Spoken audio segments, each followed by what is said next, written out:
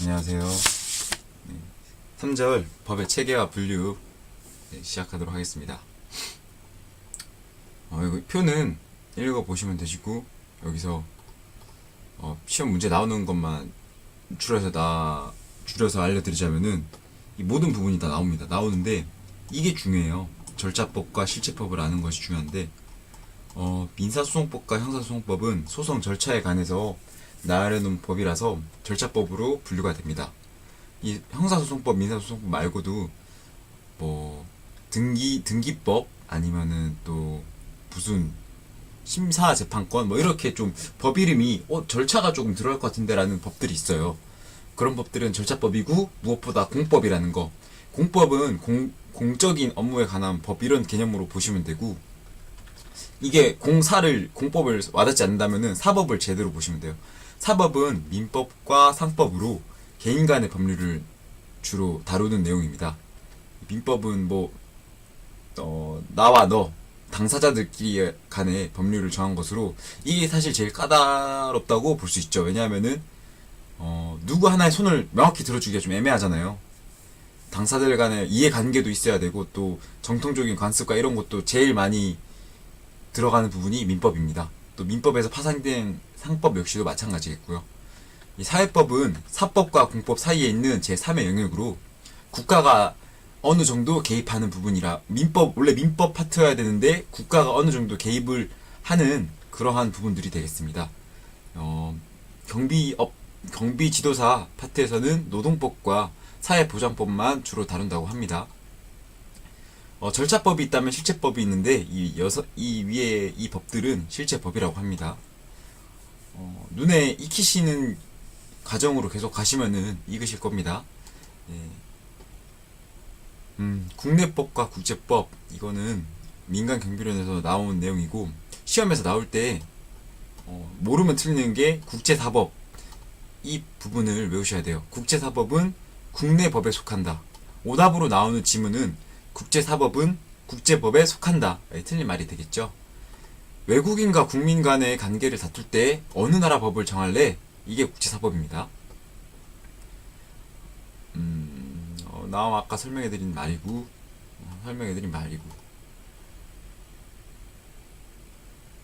일반법과 특별법은 실체법과 사회법 이런 개념이 아니라 법 체계가 있어요. 특별법 하나만 알려드릴게요. 형법이 일반 법으로 분류가 되면은 군형법이라고 해서 신분이 군인인 사람들의 하나여 적용이 되는 법이 있습니다. 그것이 특별법이라고 보시면 되겠죠. 여기서 또 시험에 나오는 지문이죠. 상법은 상사에 관하여 민법의 특별법이다. 이게 또 혼돈되는 말이 있죠. 우리 위에 올라가 보면은 민법에 관하여 어디 갔죠? 여기 있죠. 민사에 관하여 관습에 의하고, 관습이 없으면은 사실인 관습에 의한다가 아니라 관습법에, 잠시만요. 이거 뭐였더라? 조리에 의한다.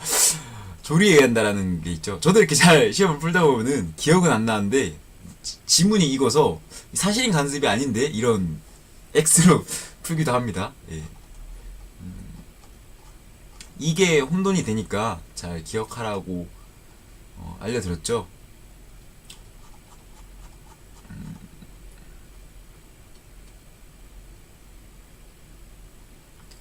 아까 설명해드린 말이고, 여기서 민사집행법, 부동산 등기법도 절차법이구나, 이런 거 아시면 되시겠고, 강행법은 당사자가 의사 상관없이 강제로 해.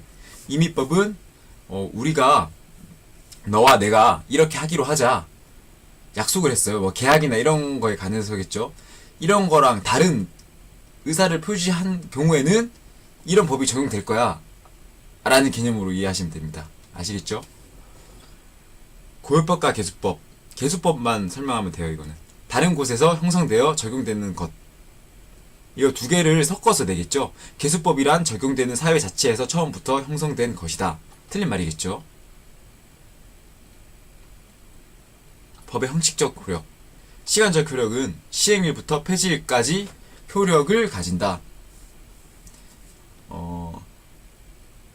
시행일이 명시되지 않은 경우에는 법령을 공포한 때부터 20일이 경과하면 효력이 발생합니다. 법조문을 법제처에서 한번 살펴보시면은 법조문에 법령이 써 있는데 효력이 없는 경우가 있어요. 가령 오늘이 지금 2019년 5월 4일인데 법령 밑에 2019년 5월 20일부로 효력이 발생한다 라고 써 있으면은 예전 법령을 따라서 2019년 5월 19일까지 적용이 된다는 뜻이겠죠. 한시법이라는 개념은 유효기간을 미리 명시해 놓은 법이 되겠죠. 폐지일을 미리 정해 놓는 것. 법령 불소급의 원칙, 이것도 시험에 자주 나오는 개념으로, 법령은 행위시의 법이 원칙입니다. 단 형법에서 피고인의 이익으로 피고인에게 그게 조금 완화가 되었을 때, 신법이 뭐 더 경하다 그러면 신법을 적용시키고, 신법이 더 강하다 그러면 국법을 그대로 적용시킵니다. 무기징역과 10년형이라는 예를 들었을 때, 가령 이 사람이 사람을 죽였을 때 살인죄가 10년형이었다면은 신법으로 법 개정을 통해서 이 사람이 재판을 받거나 또는 징역을 살고 있을 때 신법으로 바뀌어서 무기징역으로 바뀌었다면은 구형을 받았던 10년형을 그대로 가고, 가령 살인을 하였을 때 무기징역이라는 죄를 받았는데 법이 개정되어서 10년형으로 바뀌었다. 그러면은 피고인의 이익을 통해서 이 사람을 10년형으로 바꾸어, 뭐 기간이 10년이 지났다면은 내보내주고, 10년이 안 됐다면 10년까지만 채우고 나가라, 이런 식으로 바뀌는 것을 뜻합니다. 장소적 효력은 일반적으로 그 나라 영토 전체에 적용이 되며, 헌법이나 법률로 정한다는 개념보다 국제법에 의해서 우리나라도 영공이나 영해를 포함합니다.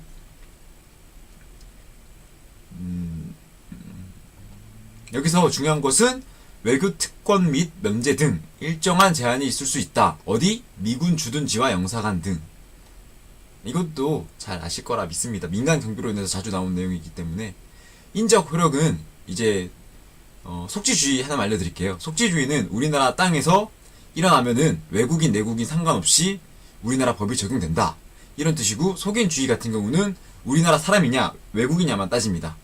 가령 미국에서 우리나라 사람이 외국인을 죽였어요. 그럼 우리나라 사람에게만 우리나라 사형을 적용시킬 수 있겠죠. 대신 우리나라 땅에서 외국인이 우리나라 사람을 죽였어요.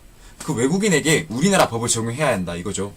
왜냐하면 각 국가별로 형이라든지 또는 범죄가 성립하는가 아니냐가 달라지죠. 가령 우리나라 사람들은 옛날에 중동으로 막 갔을 때 아이고 귀여워라 이러면서 막 어린애들 머리를 쓰다듬었는데, 우리나라에서는 이게 관습이나 이런 걸로 보면은 뭐 성적인 희롱이나 이런 건 아니지만, 그 나라에서는 여성의 신체를 만졌어 라면서 뭐 소문을 잘라야 된다라는 법령이 있었다 하더라고요. 이럴 때 속지주의에 따르면은 손목을 잘라야 되고, 속인주의에 따르면은 이게 보충적으로 그냥 너희 나라로 가라, 퇴거 조치를 해주겠다, 이런 식으로 가겠죠. 예. 이래서 속인주의가 보충적으로 적용된다는 거. 이게 오답으로 나올 때 속인주의가 우선적으로 적용이 되고 속지주의가 보충적으로 적용이 된다, 이런 식으로 문제가 나오기도 합니다. 여기서 이게 불체포 특권과 대통령과 국회의원에서 좀 적용되는 건데, 대통령은 재직 중 내란 또는 외환의 죄를 범한 경우를 제외하고 형사소출을 당하지 않는다. 이거 좀 중요한, 자주 등장하는 개념이라서 외우시기 바라고, 국회의원은 이 현행범인 경우라는 말만 잘 기억하세요. 현행범인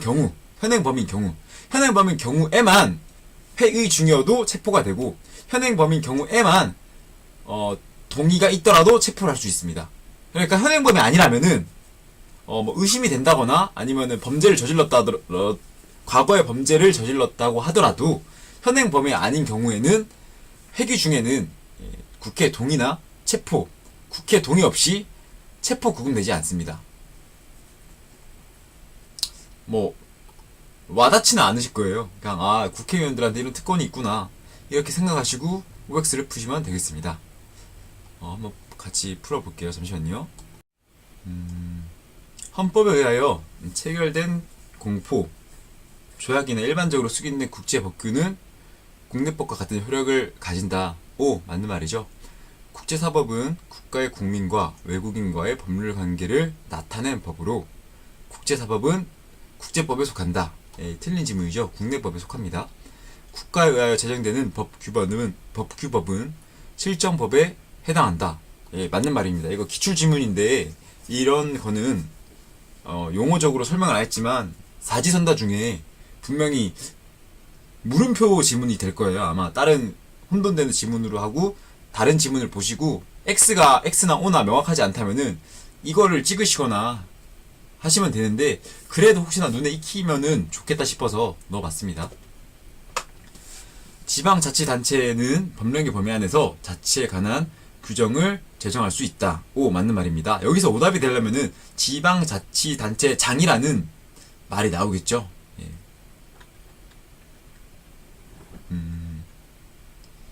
사법은 개인 간에 적용되는 법률로 민법, 상법 등이 대표적이다. 오, 여기서 사법이 이게 개인 간의 개인 사자겠죠. 개인 사자. 그리고 우리가 사법기관 이럴 때는 법을 지키는, 법을 수호하는 사법 이런 뜻입니다. 알겠죠? 예. 뭐 이런 거 말고도 법원이라는 단어도 혼돈되는 게 많거든요.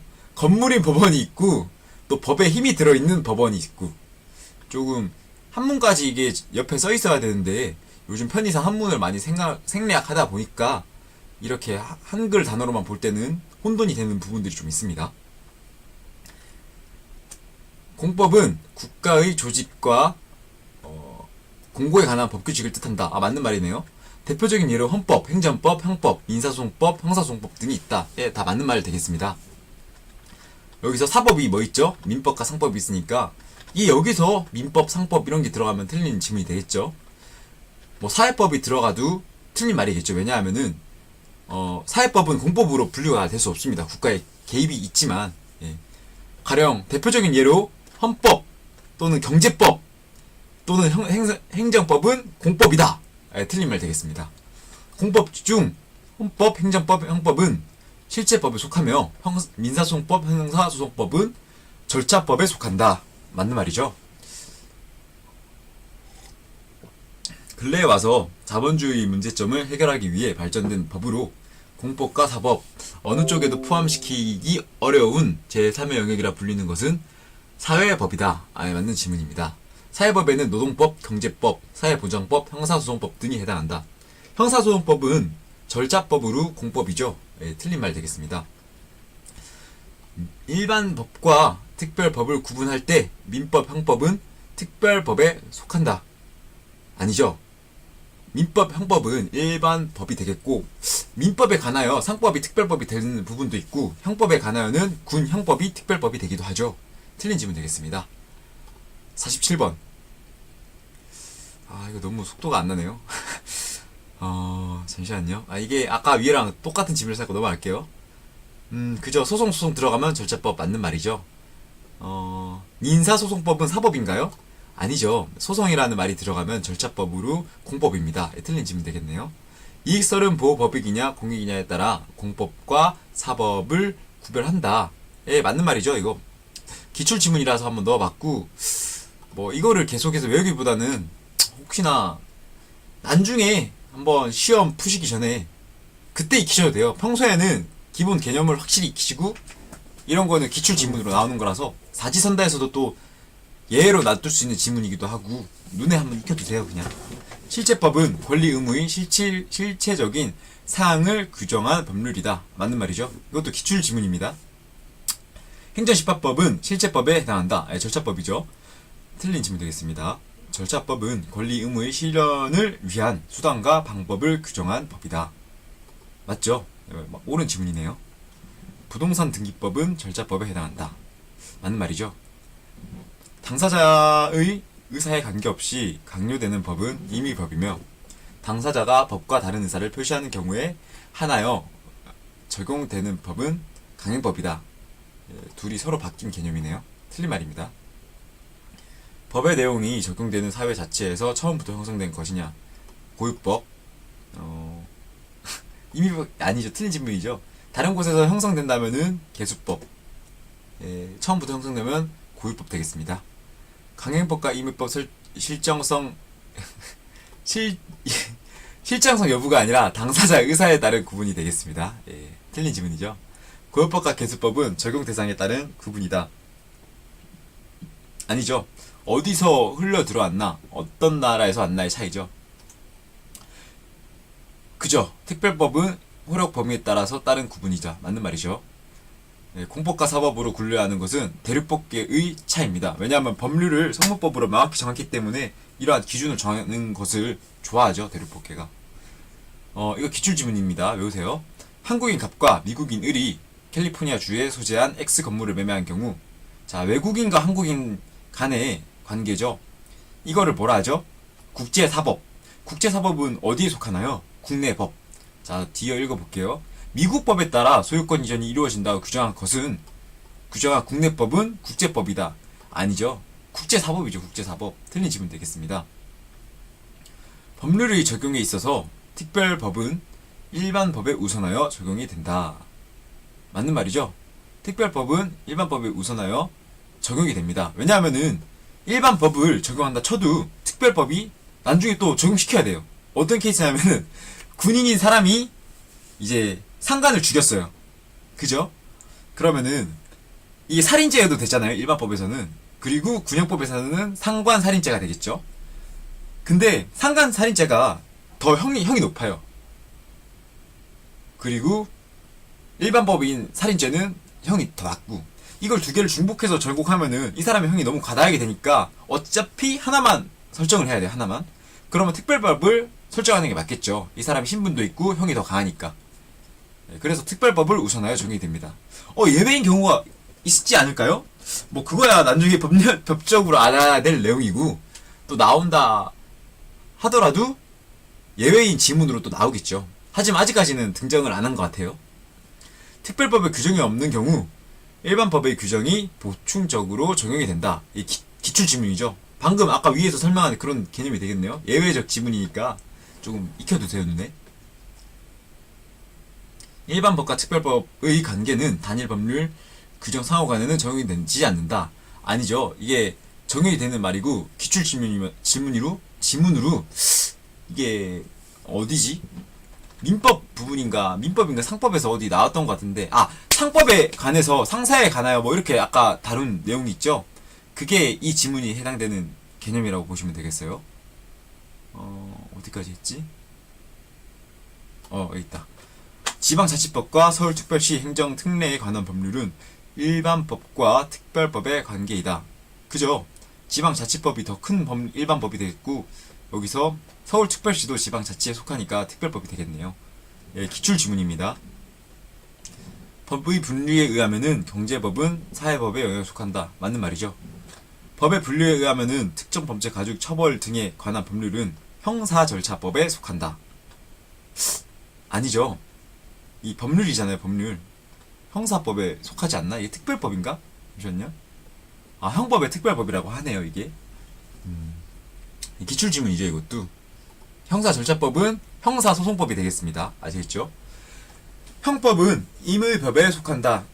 아니죠. 형법은 공법이자 강행법, 강제법에 속하겠죠. 강제로 형을 추가시키니까. 민사소송법은 사법 영역 아니죠. 소송법은 절차법으로 공법 영역입니다. 친족상속법, 민사소송법, 형사소송법은 공법으로 분류한다. 아니죠. 친족상속법은 사법입니다. 이 기출 지문 되겠고, 외우시면 되겠어요. 너무 외우라고 하면은 암기 같으니까 외우지 마시고 익혀두시고, 어차피 이제 기출 지문이라 했잖아요. 기출 지문을 풀다 보면은 눈에 있거나 아니면은 사지선다 중에 XX 치다 보면은 이게 남을 거예요. 그때 떠오르실 겁니다. 아무래도. 예, 그때 기억하시면은 될 거예요. 친족상속법 들어본 것 같은데? 이거 공법이야, 공법이야, 사법이야? 이렇게 막 고민하실 때 분명 이거 하나만 남아있을 거예요. 법의 시간적 효력은 법이 시행된 다음 날부터 폐지일까지의 효력을 가진다. 아니죠. 법은 시행된 다음 날로 하자고 하면은 이게 따로 정해야 되고, 위에서 설명했다시피 시행된 날부터 폐지일까지 효력을 가집니다. 공포한 때 20일이 경과하면입니다. 20일이 경과하면 꼭 암기하시기 바랍니다. 뒤에서도 계속해서 등장하는 개념입니다. 법률의 유효기간을 미리 명시해 놓은 법은 한시법이라 한다. 맞는 말이죠. 유효기간이 있으니까 한시적이다. 한시법. 법령 불소급의 원칙은 범죄 성립과 처벌은 제정시의 법률에 의한다. 아니죠. 행위시 법률이죠. 행위시. 제정은 나중에 처음 법을 만든 걸 제정이라 하잖아요. 법 개정이 계속 이루어지니까 행위시의 법률에 의하겠죠. 법령 불소급의 원칙에 의하면 범죄 후 법률의 변경에 의하여 그 행위가 범죄를 규정하지 아니하거나 형이 구법보다 경한 때에는 신법에 의한다라고 명시하는 것은 구법이 신법보다 경한 경우에도 신법을 적용한다는 말이다. 아니죠. 구법이 신법보다 경하면은 구법을 정해야죠. 왜냐하면 피고인의 이익으로 더 가벼운 형을 정하겠다라는 뜻이니까요. 법률의 장소적 효력에 있어 외교 특권이나 면책 등 일정한 제한이 있을 수 있다. 맞죠. 장소적 효력에 제한이 있는 구역이 있습니다. 잠시만요. 외국의 영공권 내에서 비행 중인 한국 비행기 내에서 외국인이 범죄를 일으킨 경우 속죄주의를 적용하여 한국의 법률을 적용한다. 그죠? 여기서 포인트는 한국 비행기고, 이게 속죄주의가 맞는데, 속죄주의보다 우선되는 게, 기국주의라는 게 있어요. 기국주의? 선국주의라는 개념이 있나? 그 배와 비행기가 소속된 국가가 먼저 우선이 된다. 이게 속죄주의의 파트로 벤다이어그램을 그리셔서 원을 그리셔서 속죄주의라는 원 안에 기국주의 또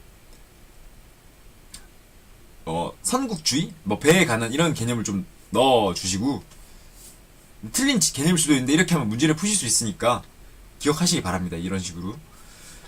헌법은 국가의 통치 구조를 정하는 법이 잠시만 안 내려갔네. 헌법은 국가의 통치 구조를 정하는 법으로 통치권을 규율하는 해석을 우선한다. 아니죠. 헌법은 항상 기본권을 우선을 합니다. 왜냐하면 국민을 위한 법이니까요. 국민이 또 주권자기도 하고. 78번 같은 지문은 시험에 자주 등장하는 개념이므로 암기하시기 바랍니다. 통치권이 우선이 아니라 기본권이 우선. 대통령은 재직 중 내란 또는 외환의 죄를 범한 경우 형사소추 당하지 않는다. 아니죠. 내란 또는 재직 중에 내란, 외환의 죄를 범한 경우에는 형사소추 된다고 설명했죠. 불체포 특권이 되지 않는 유일한 케이스겠죠. 현행범인 경우를 포함하여 회기 중이라도 체포 구금된다. 그죠? 현행범인 경우를 제외하고겠죠. 포함하여가 아니라 현행범인 경우를 제외하고 회기 중에는 체포되지 않습니다. 현행범인 경우에만 체포되고 현행범인 경우를 제외하면은 체포 구금되지 않네요. 이 문제 좀 질이 더럽네요, 살짝. 죄송합니다. 틀린 지문 되겠어요, 80번은. 국회의원은 현행범인 경우를 제외하고 체포 구금되지 않는다. 아니죠. 현행범인 경우라도 회기 중이어야만 체포가 되지 않겠죠. 문제가 좀 더럽네요, 또. 법은 제정과 동시에 효력이 발생한다. 맞는 말인가요? 아니죠. 15일 이내에 공포를 하고 20일이 지나야지 조금 효력이 발생하겠죠. 공포 후에. 법의 효력기간이 미리 정해진 법률을 특별법이라고 한다. 아니죠. 효력기간이 정해져 있으면은 한시적이라고 해서 한시법이라고 했죠. 효력기간이란 말이 나오면은 한시법을 먼저 떠올리세요. 한시법. 모든 국민은 소급 입법에 의하여 참정권의 제한을 받지 아니한다. 그죠. 이게 아까 위에서 형사법에 관련해서 신법, 구법 이런 거 관련돼서 입법 적용되지 않는다고 말씀드렸죠. 꼭 암기하셔야 될 지문 중에 하나입니다. 이거 눈에 익혀야 돼요. 이게 나중에 참정권이라는 제한이 나오지만 기출지문에는 친일 후손에 관하여 참정권의 제한에 대해서 이러한 소급 입법을 적용하는 것은 옳지 않다 이런 식으로 나올 거거든요. 그때는 이 개념을 한번 떠올리기 바랍니다. 소급 입법에 관하여 참정권의 제한을 하는 것은 옳지 않은 행위이다. 참정권의 제한을 하는 것은 옳지 않은 행위이다. 속인주의는 영토주권이 적용되는 원칙이다. 아니죠. 그 사람의 소속에 대한 것이 적용되는 것이죠. 영토 주권이 적용되는 것은 속지주의죠. 속지주의. 신법 우선의 원칙은 특별법이 개정되는 경우에도 적용이 됩니다. 신법이 시행되면 구법에 의하여 이미 발생한 기득권은 보장되지 않는다. 아니죠. 가볍거나 또는 기득권은 이미 보장이 되어야 하죠. 이게 이거죠. 소급 입법에 관하여 제한을 하는 것. 이게 안 된다 했죠. 아까. 잠시만요.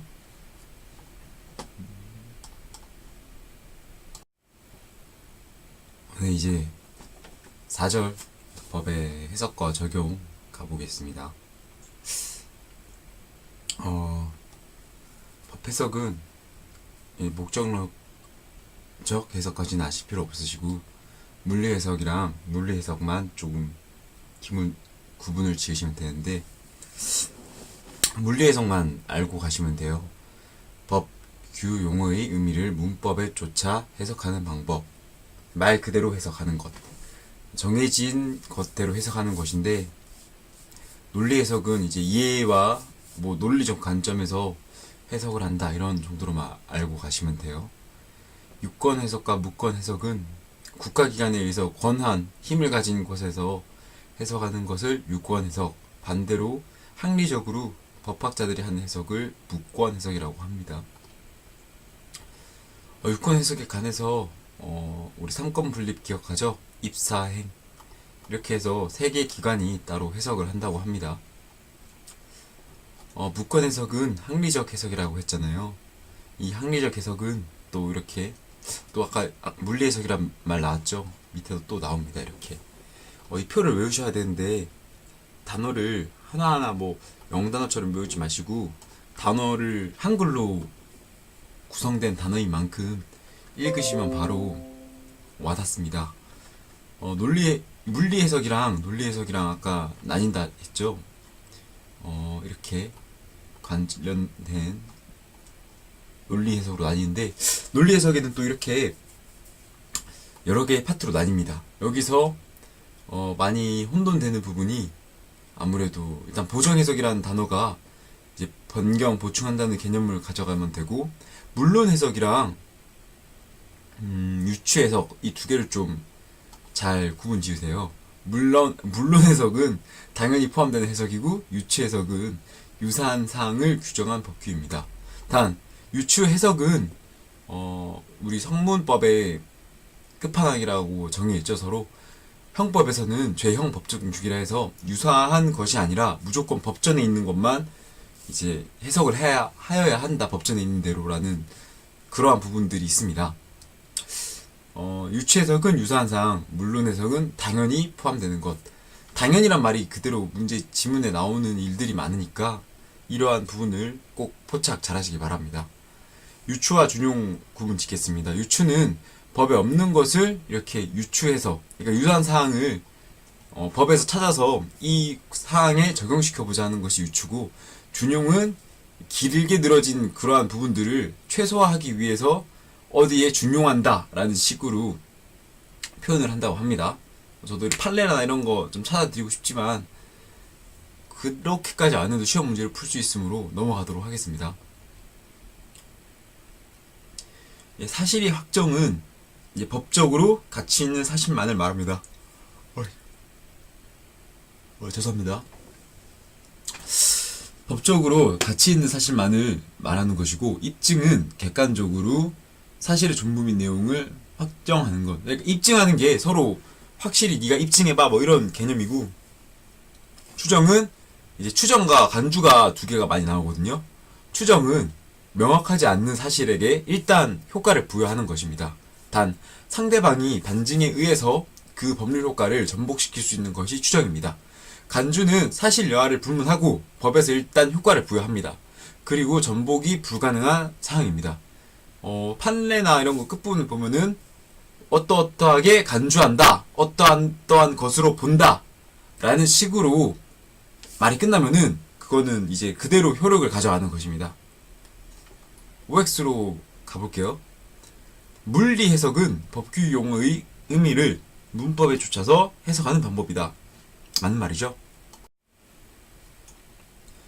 땡땡은 법문의 일정한 사항을 정하고 있을 때 그 위의 사항에 당했어도 사물의 성질상 당연히 그 규정에 포함되는 것으로 해석하는 것은 유추해석이다. 이 문제가 이상하네요. 해석하는 포함하는 것으로 해석한다. 이렇게 끝나겠죠. 땡땡에 들어갈 용어는 무엇인가? 물론 해석과 유추 해석. 당연이라는 말이 들어가 있잖아요. 그러면은 물론 해석이겠죠.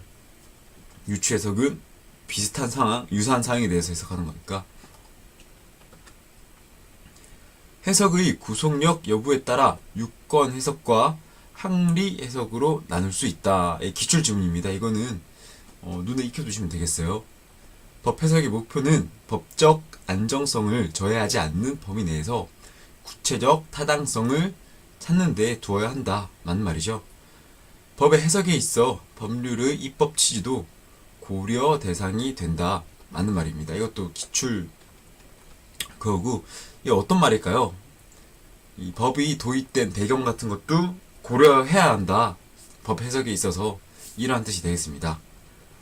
민법, 형법, 행정법에서는 유추 해석의 원칙이 허용이 된다. 아니죠. 형법에서는 유추 해석이 허용되지 않습니다. 법문을 형성하는 용어, 문장을 기초로 하여 그 문자가 가지는 의미에 따라서 법규 전체의 의미를 해석하는 것을 논리 해석이라고 한다. 아니죠. 문자가 가지는 의미에 따라서 문리 해석 되겠죠. 문리 해석. 권한을 가진 국가기관에 의하여 행하여지는 해권을 유권 해석이라고 한다. 옳은 말이네요. 법률 자체에 법의 해석 규정을 두는 것을 입법 해석이라고 한다. 맞는 말이죠. 법의 해석 방법 중 물리 해석, 확장 해석, 물론 해석, 보정 해석은 논리 해석에 속한다. 아니죠. 물리 해석과 논리 해석으로 나누기 때문에 틀린 질문이 되겠네요. 기출 질문이네요. 98번. 이렇게 이 지문, 본법에서 물건이라 함은 유체물 및 전기, 기타 관리할 수 있는 자양력을 말한다라는 말은 민법 규정처럼 법률에 해석 구조를 두어 법의 해석을 시도하는 방법으로 물리 해석이다. 아니죠. 입법 해석으로 물리 해석은, 그러니까 이게 좀 혼돈될 수 있는데, 입법 해석은 법 자체에 있는 것이고, 물리 해석은 그 사항에 대해서 그대로 해석하는 것을 뜻합니다. 혼돈되시면은 이 파트 말 자체가 입법 해석이구나 라는 개념으로 아시고, 물리 해석은 이렇게 다른 지문으로 안 나와요. 무조건 문자에 관해서 그대로 해석하는 것, 그것이 물리 해석이다 라고 지문이 나오기 때문에 꼭 구분 짓기 바랍니다. 반대 해석이다. 맞는 말이죠.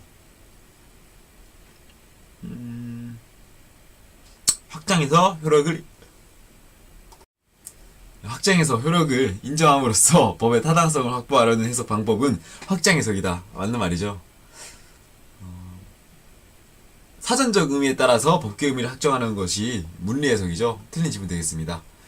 두 개의 유사한 사실 중 마찬가지로 효과를 인정하는 것은 유추 해석이다. 맞는 말이죠. 하나에 대해서 또 똑같은 사실을 적용시키는 것이니까 유추 해석 맞는 말 되겠습니다. 직접적으로 규정한 법규가 없는 경우 이와 유사한 사항을 뭐죠 이거는? 맞죠. 맞는 말이죠. 유사한 사항을 규정한 법규. 그죠. 이게 정식적으로 어디 책이나 이런 데서 설명한 내용 같은데, 어떤 사항을 직접적으로 규정하는 법규가 없을 때 유사한 사항을 적용하는 것을 유추 해석이라고 한다. 맞는 말입니다. 문자나 문구의 의미에 구애받지 않고 법 질서 전체와의 논리적 관련, 또 입법의 목적 등을 고려하여 해석하는 것은 논리 해석이다. 아니죠.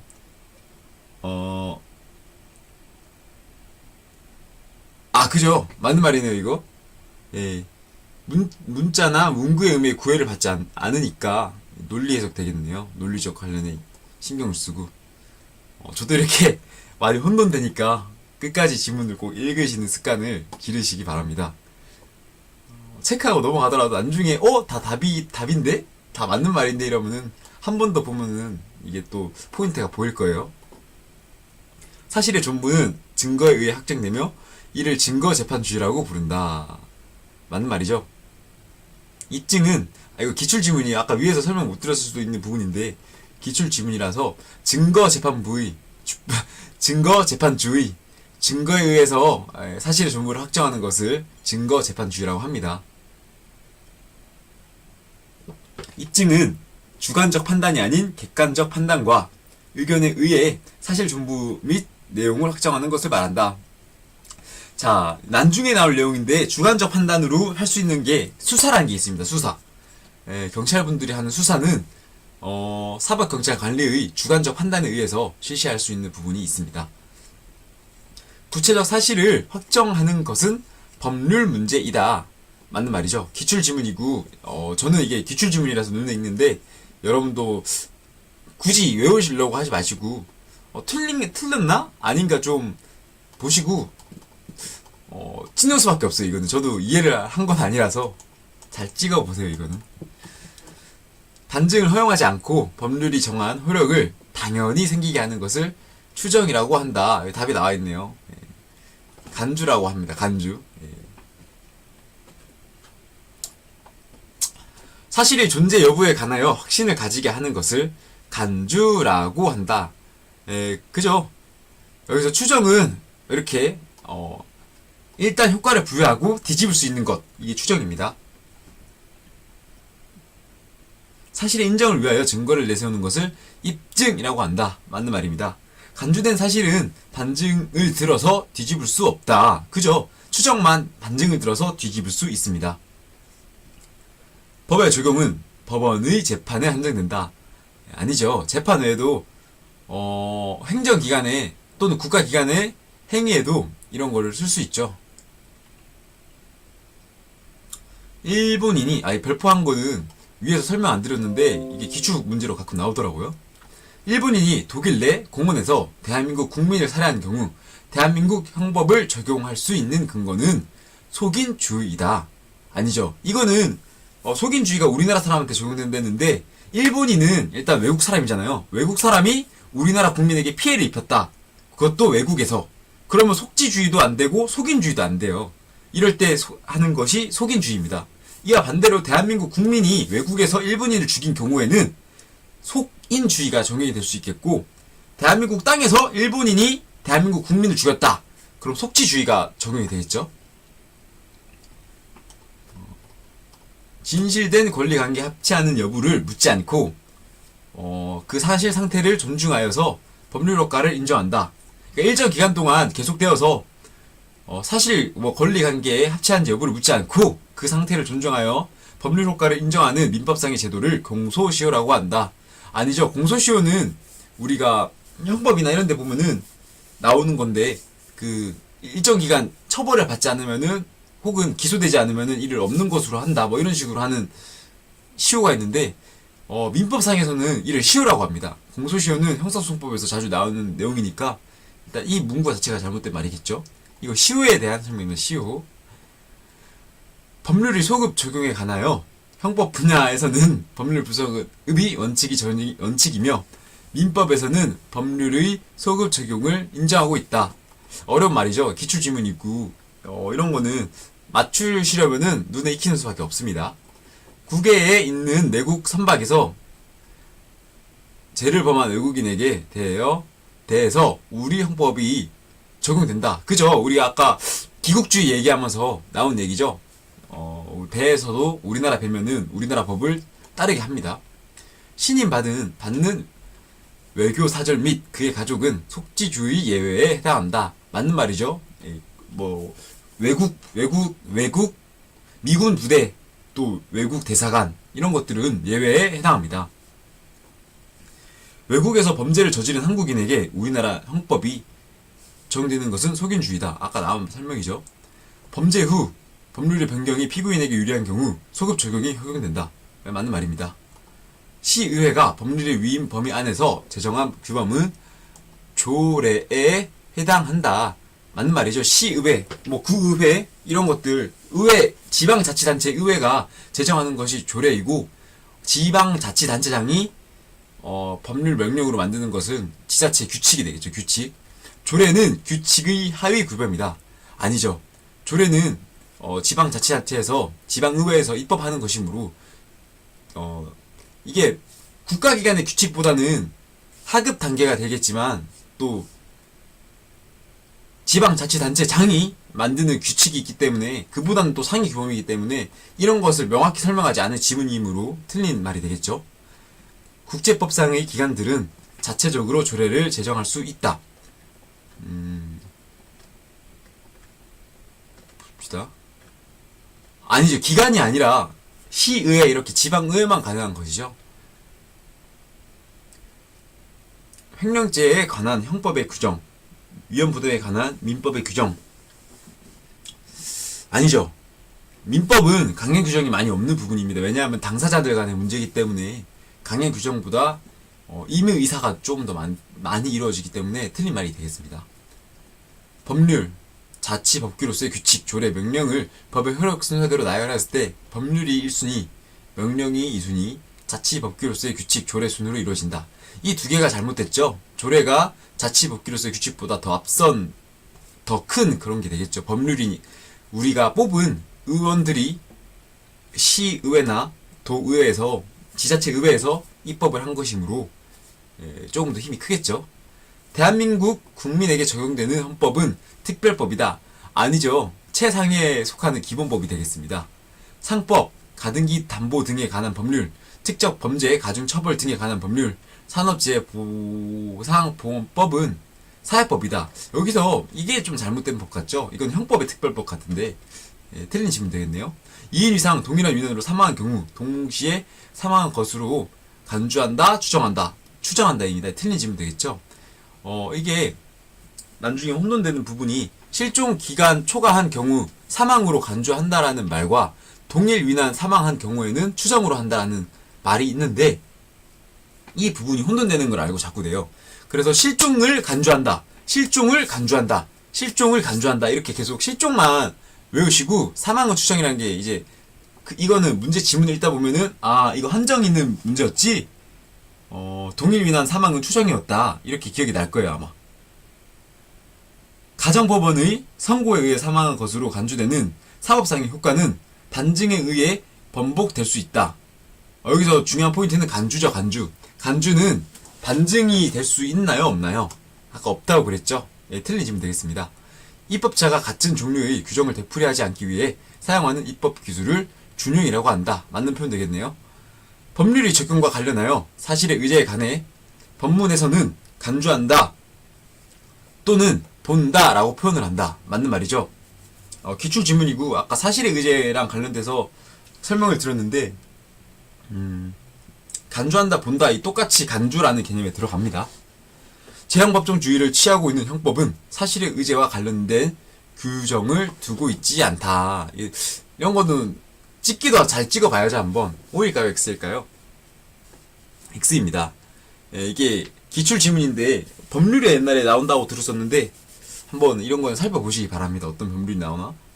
입증이란 법률 관계 또는 사실관계의 존부 인정을 판단하는데 필요한 증거 자료를 제시하는 것을 말함으로 갈게요. 말하며 이 입증 책임은 그 사실의 존부를 주장한 자가 한다. 아니죠. 잠깐만요.